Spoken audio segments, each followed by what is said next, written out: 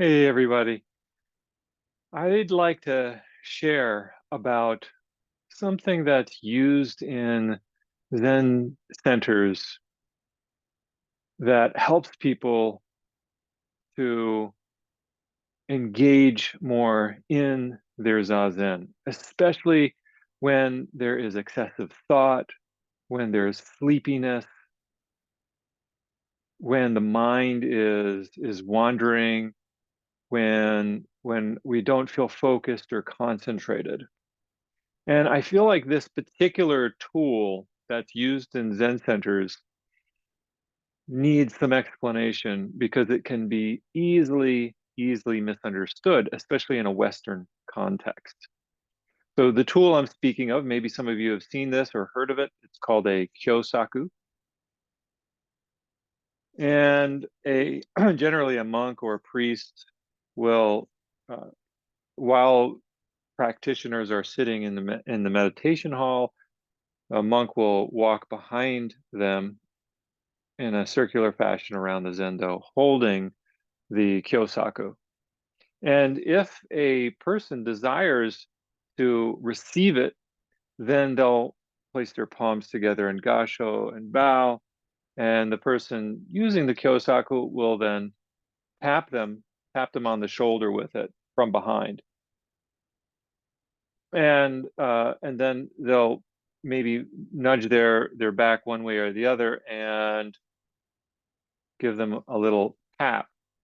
And that tap is meant to stimulate wakefulness. It's meant to end any discursive thinking that's taking place. And the interesting thing is that it's not just for the person who's receiving the kyosaku, because the sound itself can wake others up, even if they don't receive it, right?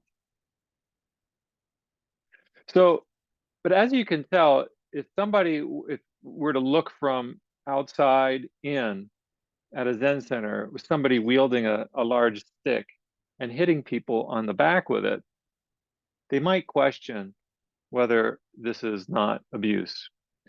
And they're right to do that. So I want to explain that what the purpose of this is and how it's used and the mind of the person using it as well.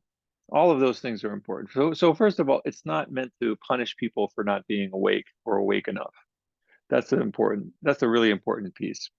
And I always check before I ever use something like this to make sure that everybody who is involved in the meditation session is gives permission for it to be used. The wonderful thing that I've there's always yeah, there may be folks in a meditation center that have a background of abuse, right? Trauma, physical abuse, or the like. And so this is probably not a good idea to use in such a situation. So I always ask for permission before, and I allow people to tell either myself or somebody else they trust privately if they don't feel comfortable with its use. If anybody feels uncomfortable with it, I just don't use it. It's not absolutely necessary. But historically, it has been used in Zen monasteries in Japan and China to wake sleepy monks up.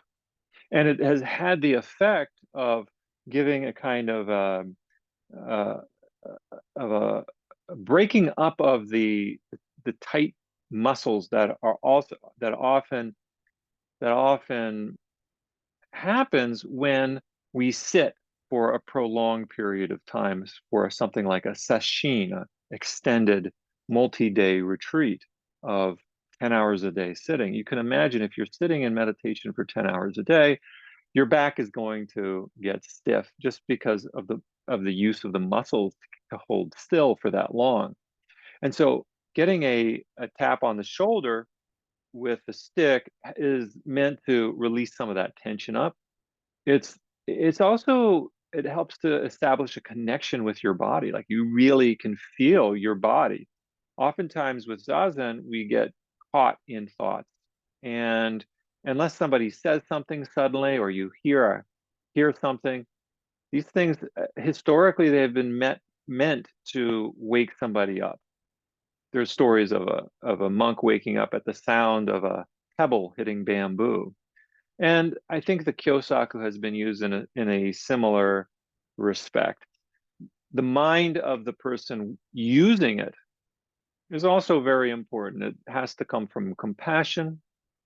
It's not, as I mentioned before, it's not a punishment, but to it's meant to be used by somebody who desires to help other people end their suffering.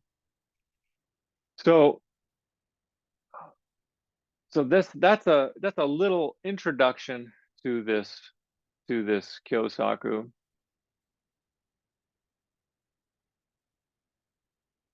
I will say that when I have used it for retreats, I have received nothing but appreciation from those who received it. They have told me that their back felt so much better, that the placement of the where the Kyosaku taps somebody is it's exactly where it needs to be. So there's a kind of a range here on the shoulder, and I generally do both shoulders to keep it balanced. Some places they just do one shoulder, but um, so people have expressed appreciation. And again, when you're sitting for long periods of time, you might consider, oh, what if what if I received that Kyosaku? You know? And the last thing I'll say is that that both before and after a Kyosaku is used, the person using it holds it very respectfully in both hands. They bow to the person that is going to be receiving it. The person receiving it bows. The Kyosaku is received, and then there's another set of bows. And so that keeps it in the realm of great respect, great respect. If anybody has any questions whatsoever about this Kyosaku, please feel free to reach out to me, Daishin at zenfields.org, and I'll be happy to share a little bit more. And if you have any questions or doubts, comments about it, please do make them known. Thank you for watching.